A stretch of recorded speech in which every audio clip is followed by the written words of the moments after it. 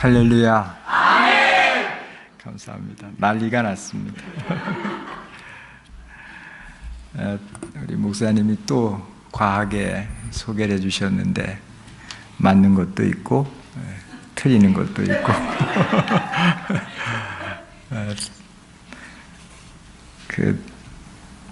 제 어머니가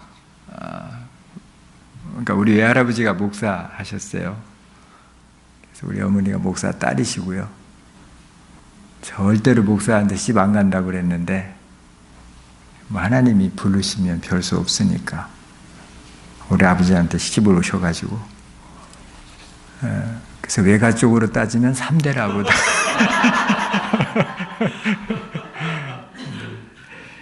근데 목사님 소개하시면서 제가 속으로 내가 뭐 많이 잘못했나 그런 생각도 조금 들었습니다. 자꾸 봐주신다고 그러셔서 어떻게 이 넥타이가 어제 것보다 좀 나아요? 훨씬 나아요? 네. 나는 아닌 것 같은데 이제 나이가 들어서 자꾸 밝은 거를 매라고 아내가 어제 안 나오신 분들이 이게 뭔 얘기인가 지금 그러시는데 집회를 하면 다 유익하자고 하는 거잖아요. 그러니까 목숨을 걸고 참여해야 되는 줄로 믿습니다. 아까 우리 목사님 전도 얘기하셨는데 사순절 기간 동안에 우리가 해야 되는 중요한 일은 다른 거 어떤 것보다 전도다라는 말씀하셨는데요. 저도 100% 동감을 합니다. 전도하기 위해서 우리가 몇 가지 기본적으로 알고 가야 할 것들이 있어요. 이제 그 중에 하나가 오늘 말씀이 아닌가 생각을 하는데, 우리 사람들이 잘 하지 않는, 그러나 꼭 해야 되는 질문이 있습니다. 그건 뭔가 하면, 나는 누구인가? 라고 하는 질문입니다. 나는 누구인가? 자꾸 잊어버리면서 사는데요. 끊임없이 우리가 우리 스스로에게 물어야 될 질문이 바로 이겁니다. 나는 누구냐라고 하는 겁니다. 철학을 하는 사람들의 대명제가 뭔가 하면 바로 이겁니다. 나는 누구냐라고 하는 거죠. 나는 누구냐.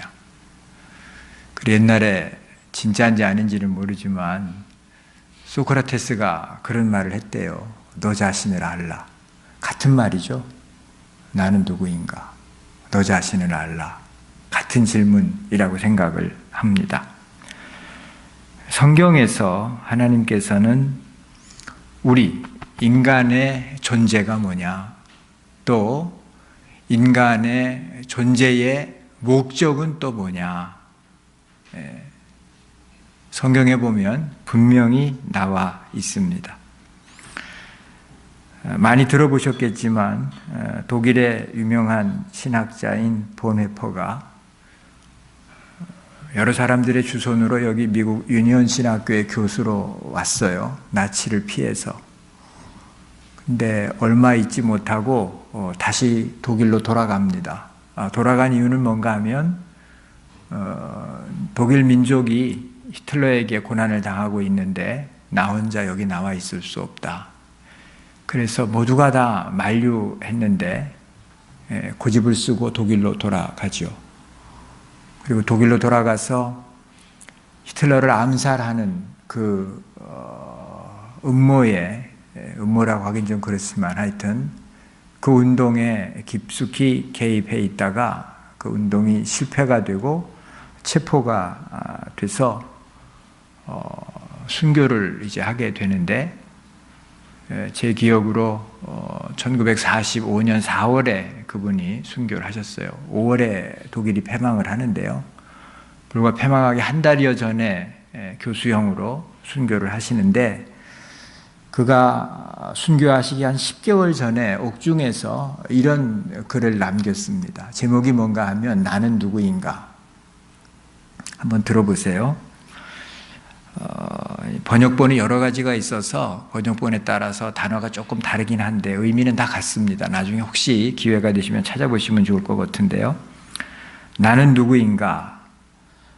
남들은 종종 내게 말하기를 감방에서 나오는 나의 모습이 어찌나 침착하고 명랑하고 확고한지 마치 성에서 나오는 영주 같다는데, 나는 누구인가?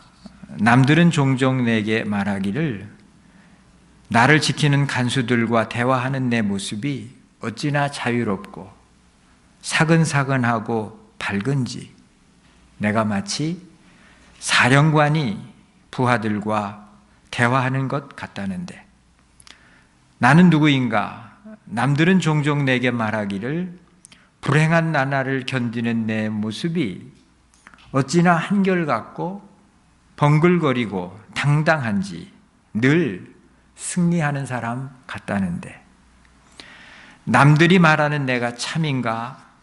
나 스스로 아는 내가 참 나인가? 새장에 갇힌 새처럼 불안하고 누군가 그립고 병약한 나, 목 졸린 사슴처럼 숨을 쉬려고 버둥거리는 나, 빛깔과 꽃, 새소리에 줄이고 따스한 말과 인정에 목말라 하는 나, 방자함과 사소한 모욕에도 치를 떠는 나, 좋은 일을 학수고대하며 소성거리는 나, 멀리 있는 벗의 신변을 무력하게 걱정하는 나, 기도에도 생각에도 일에도 지쳐 멍한 나, 풀이 죽어 작별을 준비하는 나인데, 나는 누구인가? 이것이 나인가? 저것이 나인가? 오늘은 이 사람이고 내일은 저 사람인가? 둘 다인가?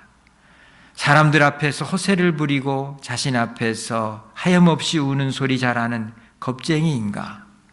내 속에 남아있는 것은 이미 거둔 승리 앞에서 꽁무니를 빼는 패잔병 같은가? 나는 누구인가? 으스스한 이 물음이 나를 조롱합니다. 내가 누구인지 당신은 아시오니 나는 당신의 것입니다. 오 하나님, 여러분은 누구십니까?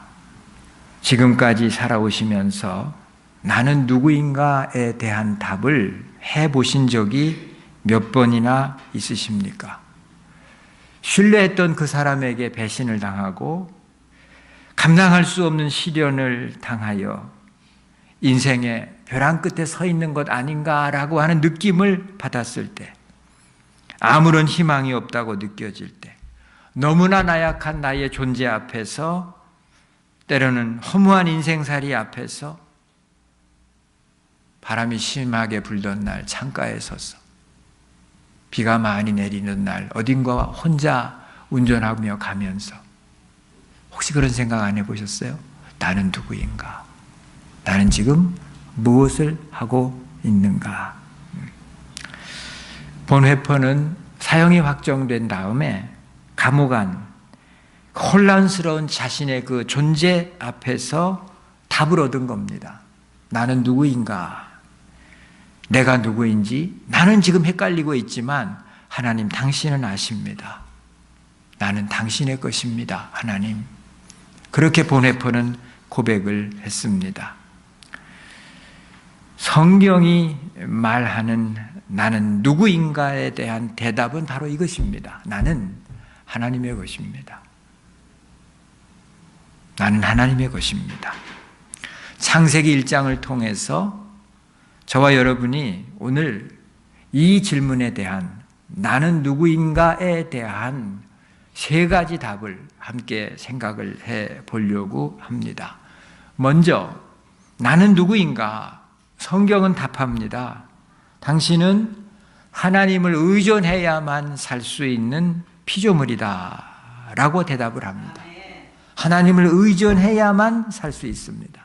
창세기 1장 1절에 보면, 여러분 창세기를 펴놓으시면 좋을 것 같은데요, 창세기 1장 1절에 보면 이렇게 선포합니다. 태초에 하나님이 천지를 창조하시니라. 세상은 창조되었다라고 하는 겁니다. 창조된 겁니다. 어떻게 하다가 우연히 생긴 게 아닙니다. 누군가에 의해서 창조되었다는 것입니다. 무에서 유가 나왔다라고 하는 것입니다. 우리 눈에 보이는 모든 우주 만물은 원래 없었습니다. 없다가 어느 날 생겨난 것입니다. 질문입니다, 여러분. 알고 계시면 답을 한번 해보세요. 100년 전에 어디 계셨어요? 100년 전에. 네? 100년 전에 어디 계셨었어요? 네, 이럴 줄 알았어요. 네, 아무도 모르시죠? 100년 전에 내가 어디 있었어요? 우리 교회, 제가 이 설교 우리 교회에서 한 거 아시죠? 네. 이 설교를 하면서 95년 전에 어디 계셨어요? 답이 하실 분을 계셔서 제가 안 했어요. 96세가 계시니까. 네. 100년 전에 어디 계셨어요? 그러면 또 하나. 100년 뒤에 어디 계실 것 같아요? 100년 뒤에도 여기 계실 자신 있으신 분 계세요? 100년 뒤에. 권사님이세요? 집사님?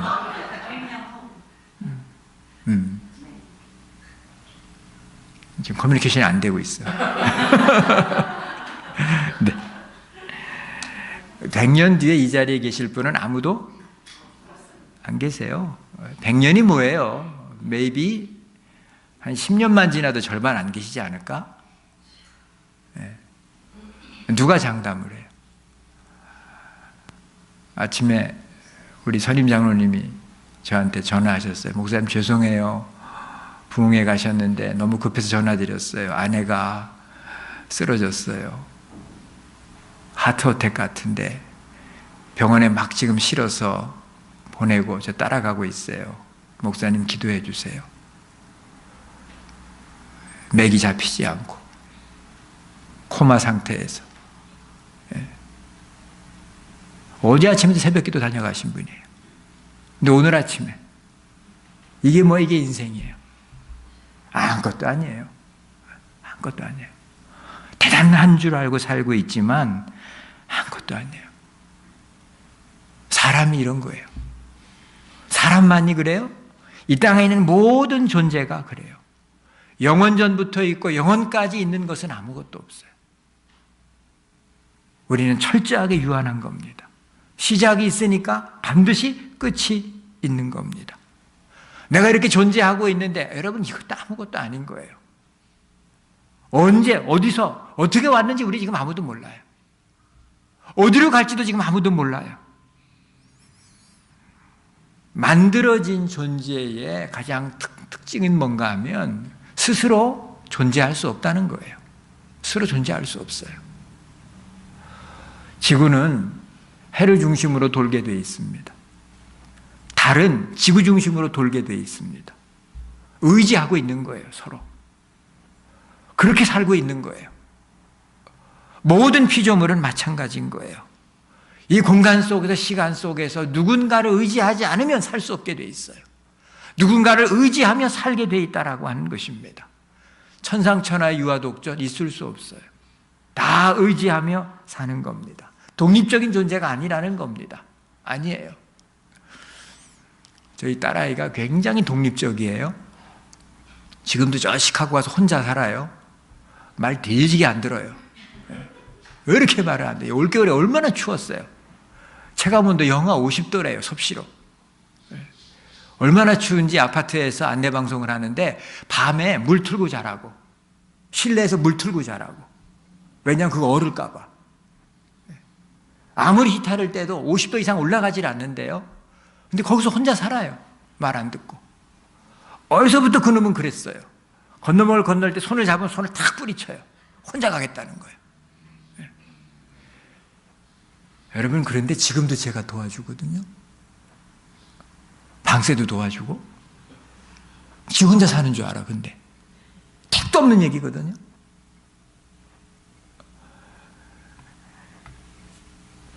이것을 아는 것이 중요합니다. 우리는 누군가를 의존해야만 합니다. 의지해야만 사는 거예요. 불쌍한 사람이 누군가 하면 아무도 의지할 데 없다. 그런 불쌍한 사람이에요. 고아죠. 과부죠. 옛날. 요즘에 뭐 돈 많은 과부도 많지만. 여기서 중요한 질문이 하나 나옵니다. 어차피 누군가를 의지하며 살아야 된다면, 그러면 누구를 의지하며 사는 것이 좋은가라는 질문이 나오는 거예요. 어차피 하나님께서 누군가를 의지하며 살 수밖에 없는 그런 존재로 만드셨다면, 그러면 나는 누구를 의지하며 살 것인가? 내가 의지해야 될 대상은 도대체 무엇인가?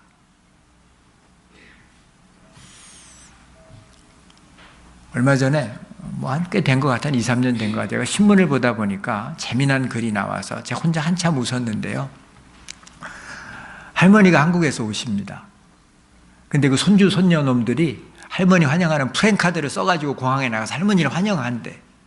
근데 뭐라고 썼는가 하면 한글로 할이라고 쓰고 머니는 영어로 머니라고 썼대.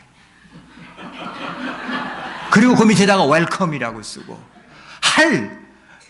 할머니 돈 환영한다 그 말이에요. 쉽게 얘기하면 재미난 놈들이라고 제가 생각하고 혼자 한참 웃었어요. 그래요? 정말 머니예요? 머니면 돼요? 머니 의지할 수 있어요? 근데 그게 왜 왔다가 자꾸 나가? 그 머니가 자꾸 들어왔다 나가지 않아요? 한 번 들어오는 머니 안 나가요? 계속 나가잖아요. 그 계속 좀 쌓였으면 좋겠는데. 어떤 분이 그러더라고. 그 대접을 잘해야 안 나간다고. 대리미로 대리래. 빳빳하게. 그렇게 쌓아두래. 그러면 안 나간대. 일리가 있어요. 함부로 쓰지 마라. 그런 얘기잖아요. 일리가 있죠. 근데 나가요. 다시 말하면 내 곁에 안 있어요. 의지할 대상이 아니라 그 말이에요. 의지할 대상이 아니라. 요즘에 식구들한테 하도, 가족들한테 하도 쳐가지고 적지 않은 분들이 뭘 의지하고 사는가 하면 개를 의지하고 살아요. 개 알아요? 개? 아주 개가 제일 좋대. 잔소리도 안 하고 나갔다 오면 그렇게 좋아 난리 발광을 떨고 그래서 개가 제일 좋대. 얼마 전에 우리 교인, 우리 권사님 딸하고 사위하고 밥을 먹는데 그것도 자랑이라고 자랑을 합디다. 이렇게 자랑을 해. 집에서 기르는 개가 허리가 고장이 나셨대. 그래서 병원에 갔더니 수술을 해드려야 된다고. 그래서 수술을 하는데 비용이 얼마나 나냐고 물어봤더니 놀라지 마세요. 6,000불. 캐시로. 그래서 수술을 해드렸대. 6,000불을 주고. 내가 욕까지 올라왔는데 정말 이를 악물고 참았어요. 제가. 한마디 하고 싶었어. 너희들 걸쭉원금 얼마나 했냐. 내가 물어보고 싶었어. 에?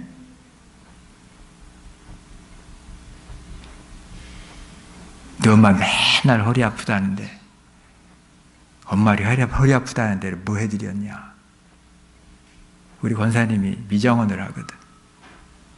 전 서서 머리 깎고 머리카락 마시고 그 파마약에 눈물이 계속 짓물러가지고 눈이 그렇게 고생하면서 지들 키워가지고 대학 졸업시키고 사위는 잘 봤어. 의사 사위를 봤으니까.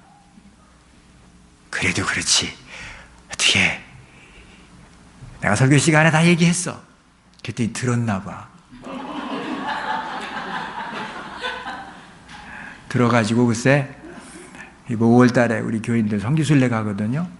지 아버지 지 엄마 성지순례 6,000불은 또 걔네가 냈대. 그래서 내가 말 안 한 게 다행이다 싶기도 한데 개를 의지하고 살아요? 개를.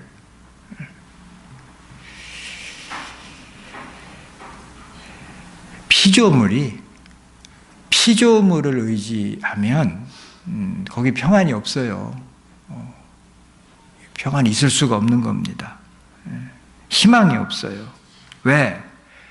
눈에 보이는 것들은 결국은 다 사라지잖아요. 결국은 다. 결국은 낡아지고 소멸되고 피조된 피조물이 피조물을 의지하고 있는 한 우리는 불안한 겁니다. 불안한 거예요. 요즘에 우리 교회 유행하는 말이 있어요. 분리불안이라고. 애들이 좀 있는데요. 이놈의 애들이 엄마 아빠를 못 떨어지는 거야. 집사님들 3명이 달라붙어가지고 애들을 봐요. 영화부에서. 그리고 엄마 아빠는 본당가 예배 드려라. 근데 그거 떼놓는데 한 4, 5개월 걸리는 것 같아. 분리불안이라네 그게. 왜냐하면 주중에는 엄마 아빠 다 일 나가고 주말에 엄마 아빠랑 같이 지내는 시간인데 이놈들이 딱 달라붙어 있는 거예요. 근데 교회에 와서 떨어뜨려 놓으려니까 이놈들이 안 떨어지는 거예요. 엄마 아빠 떨어지기 싫다. 분리되는 게 불안하다.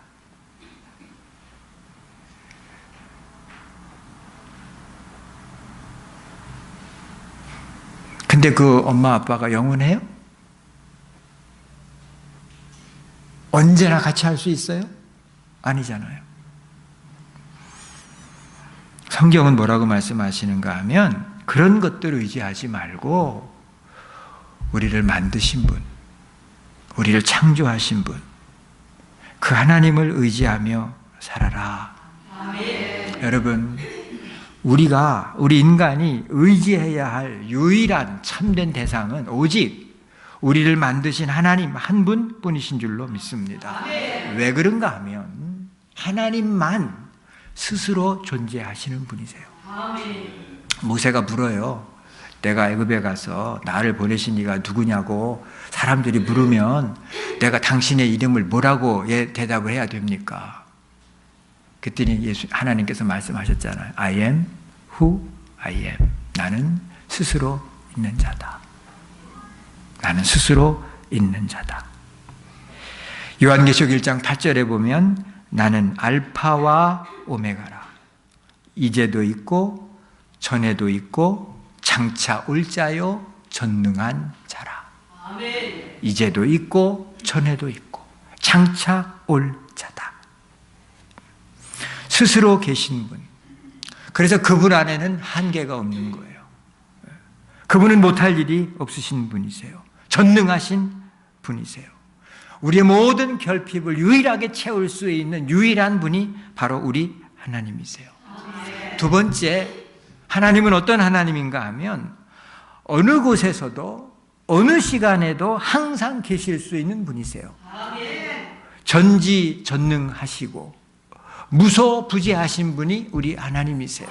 그래서 우리가 어떤 환경, 어떤 시간 속에 처해 있든지 그분은 우리 곁에 계시는 줄로 믿습니다.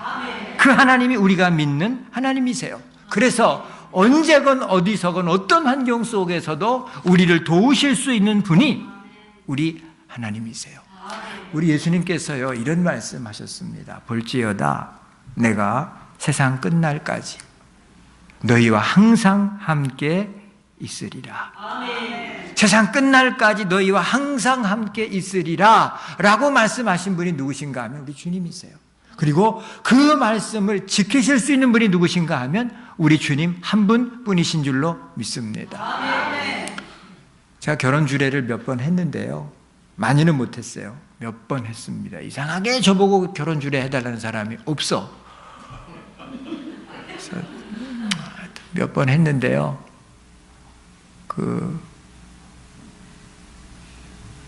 우리 예식서에 보면 서약을 하게 돼 있거든요. 약속을 하게 돼 있는데 거기 보면 뭐 아플 때나 뭐 병 들었을 때나, 그렇지, 병 들었을 때나 아플 때나 가난할 때나 어쩔 때나 저쩔 때나 항상 같이 하겠다 약속해요 안 해요? 해요. 그리고 그 중에 절반이 요즘에 헤어져요. 그 절반의 절반이 속으로 기회만 있으면 헤어지려고 작정을 하고 있어요. 그게 오늘이에요.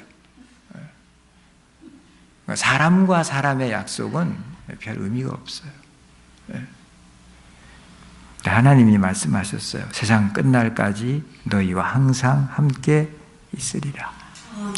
어거스틴이 유명한 말을 합니다. 당신은 우리를 당신을 향해 살도록 창조하셨으므로 우리 마음이 당신 앞에서 쉴 때까지는 평안하지 않습니다.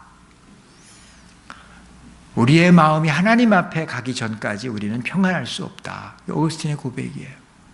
따져볼 필요가 있어요. 내가 지금 왜 평안하지 않나? 내가 왜 불안한가? 내가 왜 이렇게 인생살이가 힘들고 어려운가? 따져보셔야 돼요. 답을 찾으셔야 돼요. 내가 하나님 앞에 가까이 가지 못했다고 말이에요. 그 결론이에요. 내가 하나님 의지하지 못하고 살고 있다고 말이에요. 하나님 바라보지 못하고 살고 있다고 말이에요. 우리를 평안케 할 수 있는 진리는 우리 하나님 한 분뿐이신 줄로 믿습니다. 주님 말씀하셨어요. 진리를 알지니 진리가 너희를 자유케 하리라. 진리 되신 하나님 안에 있으면 우리가 자유케 되는 줄로 믿습니다. 수고하고 무거운 짐진 자들아 다 내게로 오라. 내가 너희를 어떻게 하리라? 쉬게 하리라. 진리 되신 하나님을 의지하시기를 주님의 이름으로 축원합니다. 하나님이 이 땅에 오신 독생자 예수 그리스도를 믿으시기를 바랍니다. 그분이 나의 모든 죄악을 담당하시고 사망의 세력을 이기시고 부활하시고 승천하셔서 지금도 하나님 보좌 우편에서 우리를 위해 기도하고 계시는 줄로 믿습니다. 예수님 안에 평안이 있습니다. 예수님 안에 구원이 있습니다. 예수님 안에 영생이 있습니다. 예수 믿어야 사는 겁니다. 예수 의지해야만 사는 것입니다. 두 번째, 창세기에서 나는 누구인가? 라고 할 때에 성경은 답을 합니다. 당신은 하나님의 형상을 따라 지음받은 모든 피조물 가운데 최고의 걸작품이다. 이게 성경의 대답이에요. 모든 피조물 가운데 최고다. 그래서 창세기 1장 31절 우리가 아까 읽은 말씀 가운데 하나님이 그 지으신 것을 보시기에 심히 좋았더라. 인간을 지으시고 나셔서 하신 말씀이에요. 다른 것들은 좋았더라 그러셨고요. 인간을 지으신 다음에는 이렇게 말씀하셨어요. 심히 좋았더라. 심히 좋았더라. 하나님 보시기에 심히 좋았던 최고의 걸작품입니다. 지어놓고 오죽하셨으면 내 형상을 가진 내 자녀라고까지 말씀하셨습니다. 여러분, 이 땅에서 하나님 빼놓고 인간보다 사람보다 더 소중한 존재는 없어요. 사람이 가장 소중한 존재입니다. 창세기 2장 7절에 이렇게 말씀합니다. 여호와 하나님이 땅의 흙으로 사람을 지으시고 생기를 그 코에 불어넣으시니 사람이 생명이 되니라. 흙으로 만들어졌지만 그 흙으로 물질적인 요소와 함께 하나님께서 그 코에 생기를 불어넣어 주셔서 우리에게는 뭐가 있는가 하면 하나님의 형상, 하나님의 영혼 있다고 말이에요. 물질적인 것도 있지만 정신적인 영혼이 우리 물질과 함께 결합되어진 그런 존재라는 거예요. 그래서 세상의 모든 피조물 가운데 오직 인간만 하나님과 교제할 수 있어요. 영적인 소통을 할 수 있어요. 그래서 바로 그런 존재, 그 인간이 이 땅에서 얼마나 귀중한 존재인가 하면 천하보다도 귀하다라고 말씀을 하셨어요. 이게 뭔가 하면 성경이 말하는 인간론입니다. 인간을 보는 또 하나의 관점이 있습니다. 뭔가 하면 진화론에 의거한 인간을 보는 관점입니다. 진화론이 말하는 인간은 무엇입니까? 우연히 어떻게 하다가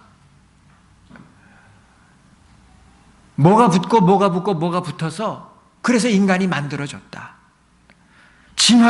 진화되어져서 인간이 되어졌다. 그게 뭐가 똑같은가 하면 동물과 똑같아요. 세상에 있는 다른 모든 물질과 똑같은 거예요. 그러다 보니까 인간의 존엄성이 없어요. 나무나 인간이나 다를 바가 없고 짐승이나 인간이나 다를 바가 없다 그 말이에요. 똑같은 그런 존재다라고 하는 것입니다. 유물적 인간론입니다. 유물적 인간론을 받아들인 사상이 공산주의입니다. 공산주의에는 그래서 인간 존엄 사상이 없습니다.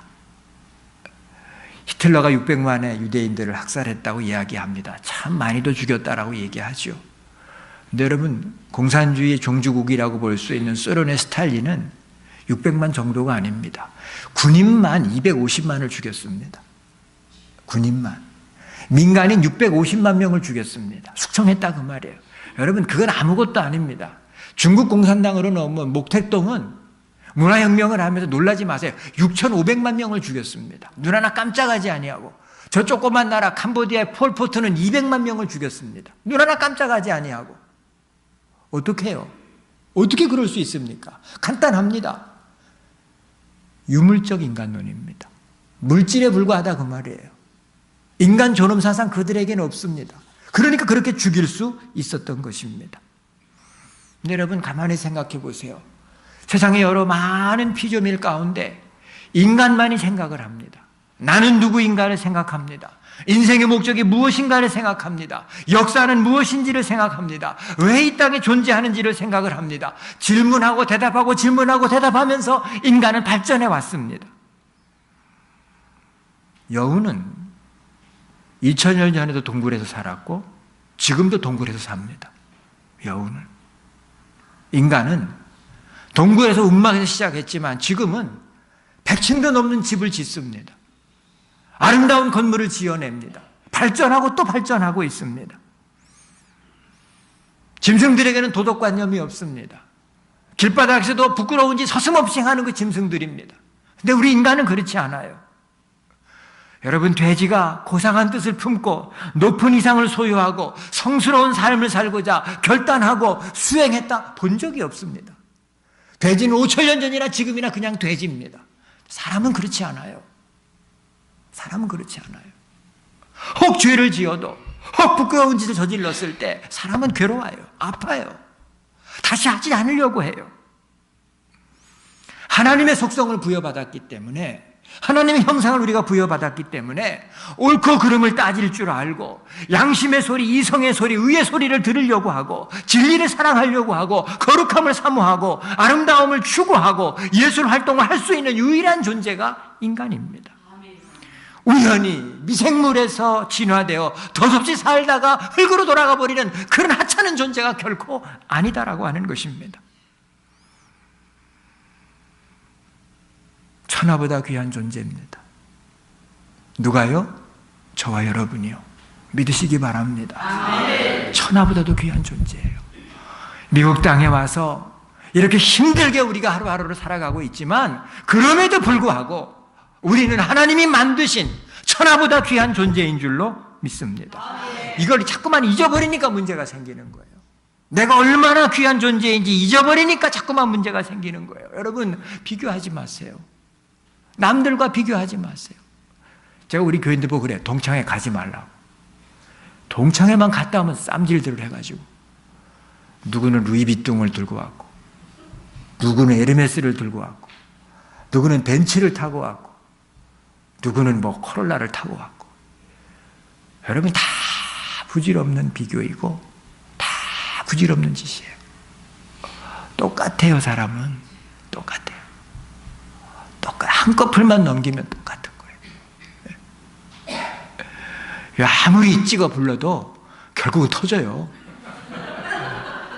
아무리 올려도 얼굴만 이상해지지. 우리 치과 의사 하는 집사님이 그래. 목사님, 요즘에 여자들은 무서워요. 그래서 왜요? 그랬더니 입술에다가 뭘 자꾸 넣고 와가지고 입이 안 벌어진대. 치과 의사가 입이 안 벌어지니까 너무 힘들다는 거예요. 입을 벌려야 이게 뭐 들어서 뭐 하는데 입이 안 벌어져. 뭐를 자꾸 여기다 넣어가지고 이렇게 뭐예요 그게 도대체. 용서하시고 들으세요. 혹시 여기 계시면. 뭐 남편한테 이쁘게 보이려는데 누가 뭐라 그러겠어요. 근데 여러분, no matter what, 하나님 앞에서 존귀한 존재, 귀한 존재, 나를 창조하시고요, 나를 심히 기뻐하신 그런 존재, 소중히 여기시기를 바랍니다. 사랑하고 서로를 사랑하고 인정하며 가치 있는 인생을 살아가야만 하는 것입니다. 여러분, 보시기에 좋았더라고 말씀하셨어요. 그 하나님의 눈으로 다른 사람들도 좀 보고, 그 하나님의 눈으로 세상을 좀 보고. 어제 저녁에도 우리 함께 찬양했잖아요. 이 죄인이 주의 은혜 받고 나니까, 죄사함 받고 나니까 슬픔 많은 이 세상이 뭐가 되더라? 천국으로 화하더라. 답답해 보이고, 길이 없어 보이고, 소망이 없어 보이고. 여러분, 그런 생각, 그런 안목으로 세상을 보면요, 새가 지지거려도 우는 소리로 들려, 강물이 흘러가도 구슬프게 들려, 바람 소리를 들어도 스산하게 들려. 그러나 보시기에 좋았더라라고 하는 관점으로 보게 되면 새가 지지거리는 것은 노래를 부르는 것이고, 강물이 흘러가는 소리는 춤추는 소리 같이 들리고, 바람 소리는 무슨 피 소리 같이 들리고, 관점이 바뀌는 거예요. 안목이 바뀌어버리는 거예요. 들에 핀 풀 한 송이도, 여러분, 그 풀 한 포기도, 꽃 한 송이도 그렇게 아름답고 다 사랑스럽고 귀한 거예요. 나를 어떻게 볼 것인가? 어떤 안목으로, 어떤 관점으로 볼 것인가? 세상을 어떤 관점으로 볼 것인가? 성경이 말씀하시는 대로 하나님의 눈으로 내가 누구인지를 보고, 세상에 얼마나 귀하고 복되고 아름다운 존재인지를, 그런 현상인지를 볼 줄 알 때 감사할 수 있고요, 감사할 때 행복하게 되는 줄로 믿습니다. 아멘. 마지막으로 세 번째, 나는 누구인가? 성경은 답변합니다. 당신은 하나님이 창조한 이 세상에서 생육하고 번성하며 정복하고 다스리는 사명의 존재로 지음을 받았다.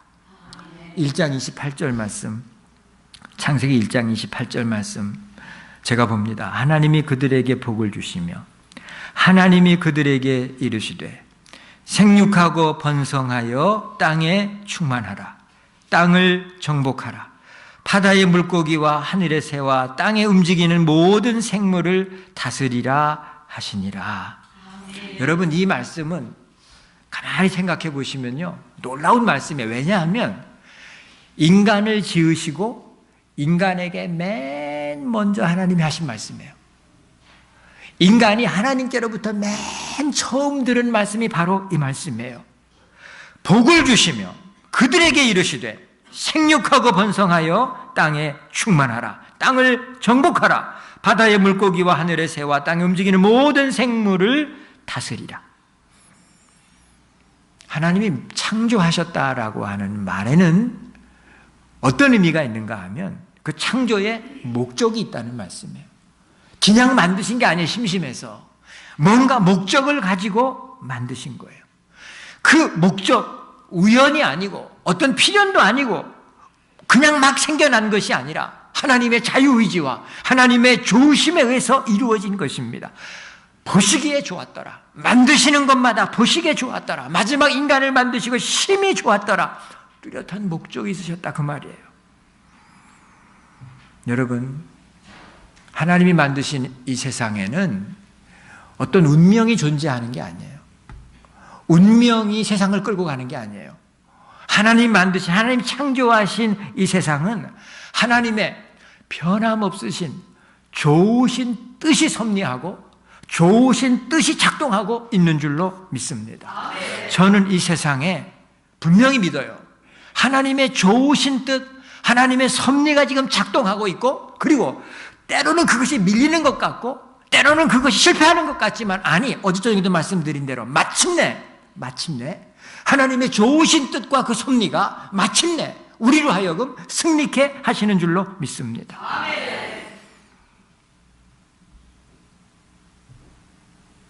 모르겠어요. 여기도 뭐 그런 데가 있는지 모르지만 우리 LA에서는 차를 타고 한 1시간 반 나가면, 요즘에 비가 많이 왔어요.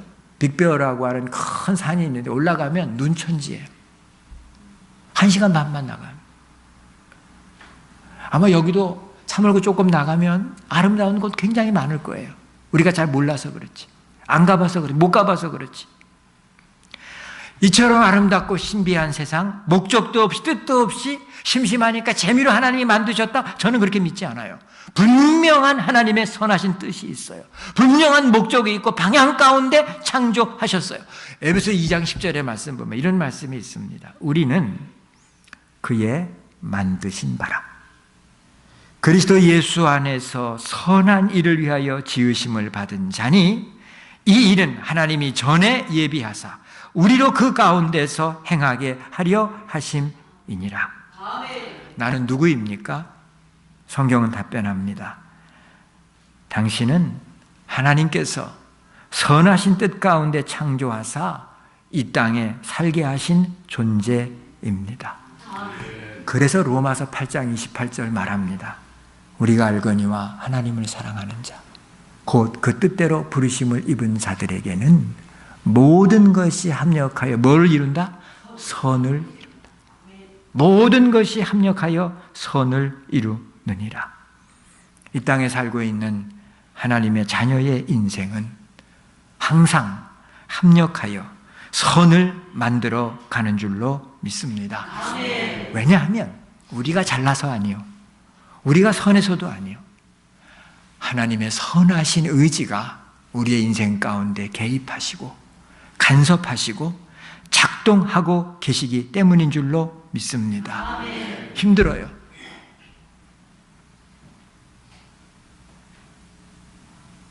저도 지금도 한국 가고 싶어요. 미국의 시민권까지 다 받아놓고도요. 아이씨, 어디 한국의 큰 교회에서 오라는 데 없나. 저는 각오가 돼 있어요. 뒤도 안 돌아보고 갈 각오가 돼 있어요. 근데 문제는 오라는 데가 없다는 거예요. 갈 데도 없고 오라는 데도 없고. 그러니까 어떻게 해요? 그냥 산샘교에서 구렁구렁 가만히 있는 거예요. 찍소리 못하고. 갈 데가 있어야 가지. 오라는 데도 없고. 힘들어요. 목사만 힘들어요? 목사만 스트레스 받아요? 저는 그렇게 생각하지 않아요. 사업하시는 여러분들 얼마나 힘드세요? 직장생활 하시는 여러분들 스트레스 얼마나 많이 받으세요? 답답할 때가 얼마나 많고. 우리 특세할 때 보면요, 가관도 아니에요. 다 울고 앉았어요. 다. 연초만 되면 다 힘들고 어려웠어요. 한 해를 어떻게 살아가야 될지 모르니까요. 우리 교회만 그래요? 여러분들은 괜찮으세요? 저는 다 같다고 봐요. 다 힘들어요. 여러분, 우리 기억합시다. 우리는 하나님의 선하신 뜻 가운데 창조된 줄로 믿습니다. 우리는 그리스도 예수 안에서 선한 일을 위해 지음받은 줄로 믿습니다. 지난주 내내 우리 새벽 기도하면 디도서를 읽었는데요. 에베소서에 나온 그 선한 일에 대한 이야기가 디도서에서도 계속해서 무슨 후렴처럼 나와요. 선한 일, 선한 일. 그 일을 위해 우리는 지음받았다. 그 일을 위해 우리는 헌신해야 된다. 그 일을 위해 우리는 추구해야 된다. 선한 일을 위해 지음받았고 내 인생에 하나님의 선한 계획이 개입하고 계시고 우리는 지금도 내가 비록 이렇게 힘들고 어렵고 다람쥐 쳇바퀴 도는 것 같은 그런 답답한 인생을 살아가는 것 같지만 지금도 나는 그분의 인도하심, 그분의 함께하심, 그분의 역사하심 가운데 내가 지금 들어안아 있다. 그 믿음으로 살아가는 우리 모두 되시기를 주님의 이름으로 축원합니다. 어떻게 살아야 합니까? 그러면 성경은 말합니다. 나는 너를 생육하고 번성하라고 창조했다. 나는 너를 정복하고 다스리라고 창조했다. 생육하고 번성하라고 하시는 말씀은 무슨 말씀인가 하면 이 땅에서 하나님이 기뻐하시는 삶의 열매를 많이 맺어라 그런 말이에요. 귀한 열매를 많이 맺어라 그런 말이에요. 이 말씀은 무슨 말씀인가 하면 나를 통해서 내 주변에 있는 사람들이 행복하게 해라 그런 말이에요. 나를 통해서 내 주변의 사람들에게 하나님의 축복이 흘러가게 해라. 그런 말이에요. 열매를 맺는다라고 하는 말은 짐승들은 새끼를 많이 낳는다는 말이고 나무들은 그 나무의 실과를 많이 맺는다는 말이고 우리 인간들에게는 하나님의 축복이 주렁주렁 매달린다 그런 말이에요. 하나님의 축복을 주렁주렁 매달게 하시면 그 축복으로 나 혼자 잘 먹고 잘 사는 것이 아니라 그 축복을 다른 사람들에게 그러지 못한 사람들에게 나누며 살아라 그런 얘기예요. 여러분 인심이 어디서 나요? 곳간에서 나요. 곳간이 비었어요. 인심은 어디로 갔어요? 인심 베풀 수도 없어요. 곳간이 비었는데 어떻게 인심을 베풀어요? 곳간이 열매를 쳐야지요. 그래야 나눌 수 있죠. 기도하세요. 기도하세요. 하나님 내 곳간 채워주세요. 기도하세요. 하나님이 채우시는 줄로 믿습니다. 어제 저녁에도 말씀드렸잖아요. 내가 기도 안 하니까 하나님 가만히 계시는 거예요. 기도하세요. 지청구하세요. 하나님 앞에 요구하세요. 아들이 생선을 달라고 하는데 뱀을 줄 부모가 어디 있냐고. 떡을 달라고 하는데 돌을 내놓을 부모가 어디 있냐고. 세상에 악한 부모들도 자기 자식에게는 좋은 것으로 줄 줄 알거든. 하물며 하늘에 계신 너희 아버지일까 보냐? 주님 말씀하셨잖아요. 기도하면 하나님께 요청하면 하나님께서는 반드시 채워주시는 줄로 믿습니다. 왜? 보시기에 힘이 좋았잖아요. 보시기에 힘이 좋은 존재였잖아요. 그 좋은 존재가 왜 꿇어다니고 왜 징징거려야 되고 왜 울어야 되고 왜 힘들어야 되고 아니잖아요. 우리 아버지가 가끔 이런 말씀하세요. 예수 안 믿는 것들도 잘 먹고 잘 사는데 이런 말씀하세요. 예수 모르는 것들도 저렇게 잘 먹고 잘 사는데 예수 믿는 우리가 왜 이렇게 살아야 되느냐. 맞잖아요. 오해하지 마세요. 기복신앙으로.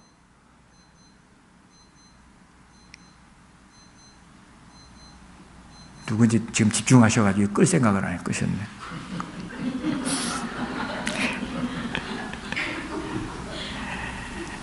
여러분, 나 때문에 누군가 복을 받는다면 좋잖아요. 나 때문에 누군가 행복하다면 좋잖아요. 그거예요. 생육하고 번성하라는 말씀이 그 말씀이라고요. 복의 통로가 되라. 너 때문에 누군가 행복한, 너 때문에 누군가 복을 받는 땅을 정복하라.